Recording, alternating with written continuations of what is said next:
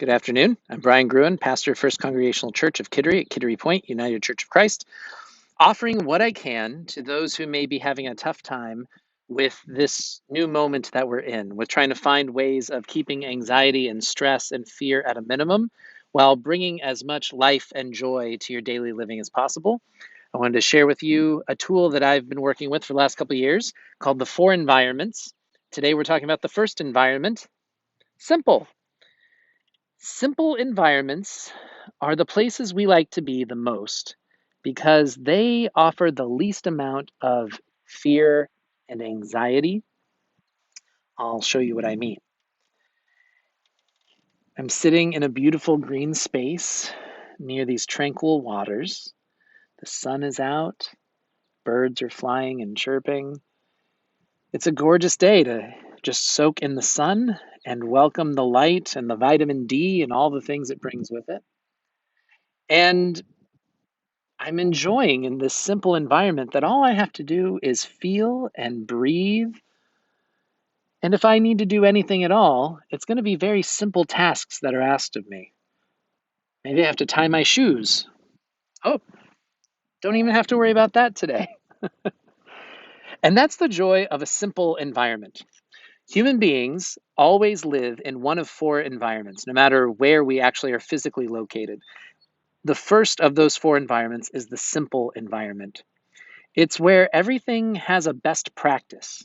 You rarely have to think about what it is you're doing, and you don't have to worry at all about doing it well or doing it best because you already have been told the best practice, the best way to do it. It's really important that we have simple actions that we can take every day that give us a good sense of control and responsibility.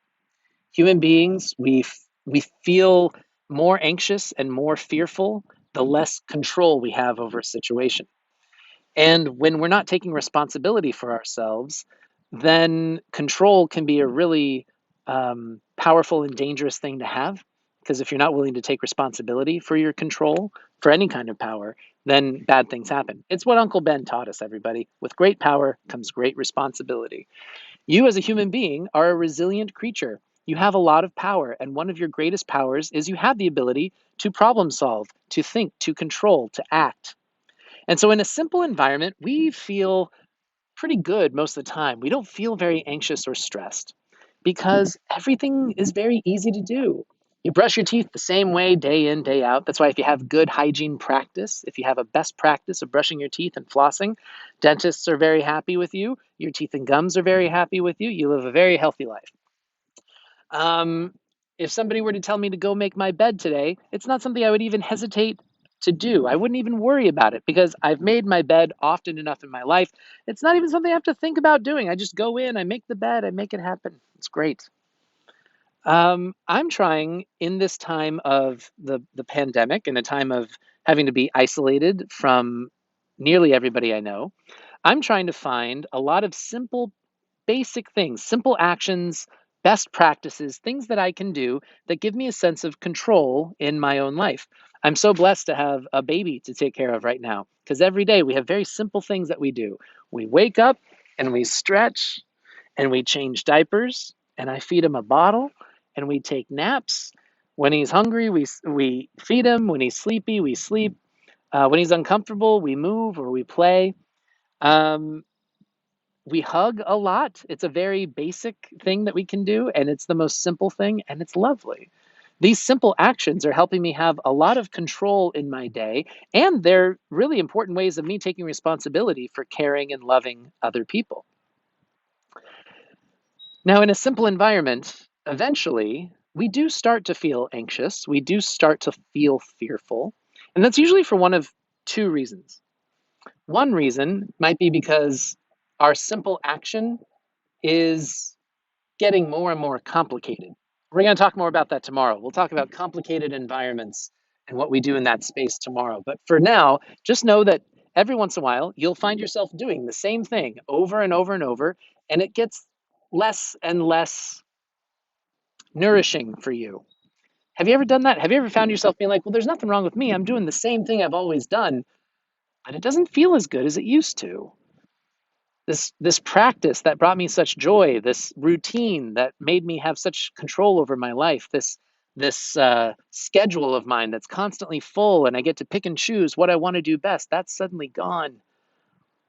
Sometimes the environment changes around us so quickly that there are no more simple things to do, or the simple things that we continue to do don't bring us as much pleasure or as much purpose as they used to. So that may be one reason why you're starting to feel anxious or fearful, even if you have a lot of control, a lot of simple things, a lot of best practices that hold your life together. And if you're in that space, I invite you to come back tomorrow and to learn more about what we can do in a complicated environment and how we as human beings thrive in that space. But for today, maybe we just say a short prayer. Let's say a prayer for all of those people who do not have the blessing of simple actions in their lives. Let's say a prayer for all the people who haven't known the joy and the rest of a simple environment in a very long time. There's one other reason why you might start to feel your anxiety or your fear rise. And that's because sometimes we are so excited about having the simple action, the best practice that we can do, that everything in our lives goes on autopilot and we just go and go and go and we never stop. And when we do that enough, we focus entirely on what we are doing and we stop practicing presence, being present in our lives. And for those of you following along closely, you might have the understanding that as we lose our ability to be present with ourselves, with others, with our lives, with our world, we also lose our ability to take responsibility. There's a lot of people right now who are really longing for simple, to have one way of doing everything, and to know that it's going to stay safe and secure and stable. They want a best practice for how to live their lives in this new way. And because there isn't necessarily a lot that we can do, some people are taking themselves out of the equation, stopping to take responsibility, and trying to find simple reasons or simple solutions for this very complex problem that we're having. Some people think it's as easy as just going back to work and pretending like nothing's different. Some people think it's as simple as going out and going shopping, saving the economy. There are no simple solutions to what we face. There's only simple actions that we can take responsibility for, and the more we practice them, the more it makes our world feel manageable. So, what are the simple practices that you can do today and every day? You can structure your time. You can determine for yourself when you get up in the morning, when you exercise. You can determine for yourself how often a day you're checking in on your neighbors and offering to be of service to others. There's some things that we practice in order to be present with one another, and the only way to do them is to do them. And the more often we do them, the more often we see we can't fail, we can't do it wrong or incorrectly, because loving our neighbor as ourselves and dwelling with one another as God's beloved, these are actually simple things to do. There's no right or wrong way to do it. There are some best practices, though. So, as we go through this series, we're going to talk a little bit about Jesus. So, this entire season of Lent is based on this one story that we have about Jesus. And it starts like this: He was baptized in the River Jordan. This isn't the River Jordan, but he was baptized in the river. And when he was submerged under the water, he heard a voice come out of the sky and a light descend on him like a dove, saying, "You are my beloved Son, with whom I am well pleased." And as soon as this happened, Jesus was led out into the wilderness where he was tempted by the devil for 40 days, fasting the entire time. When Jesus learned that he's God's beloved, he needed to simplify his environment, because he lived in a world that had never really treated him as God's beloved, as special, as belonging, loved, healed, important.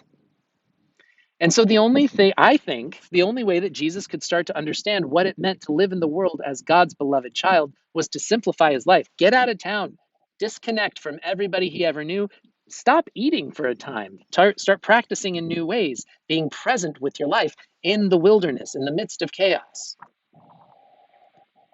I think he had to simplify his life for a time, for 40 days, which in the Bible just means a long period of time.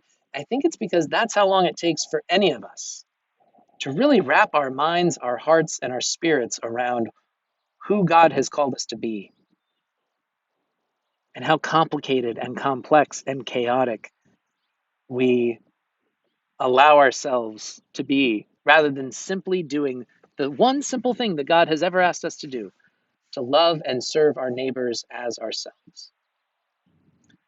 This is a historic time, an unparalleled time. No one has ever been us in the midst of a moment that's ever been like this.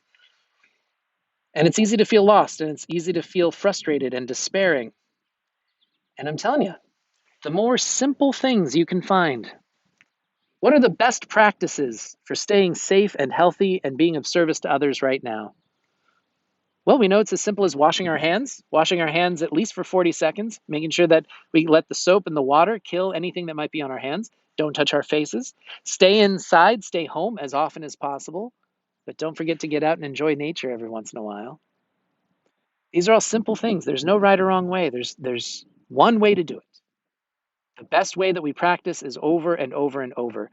And the more we do those things, the more we keep anxiety and fear at bay because we are taking action in our lives. We're taking responsibility for being present with who we are and who God called us to be. And then life changes. And there are things that are complicated and complex, but we don't have to worry about those today because we'll explore those tomorrow. So between now and tomorrow, friends, find as many simple ways as you can of loving yourself as God loves you and loving your neighbor as yourself. Simplify your life, embrace it. It's going to teach you who God created you to be. If not today, then maybe 39 days down the road. Peace and grace with all of you.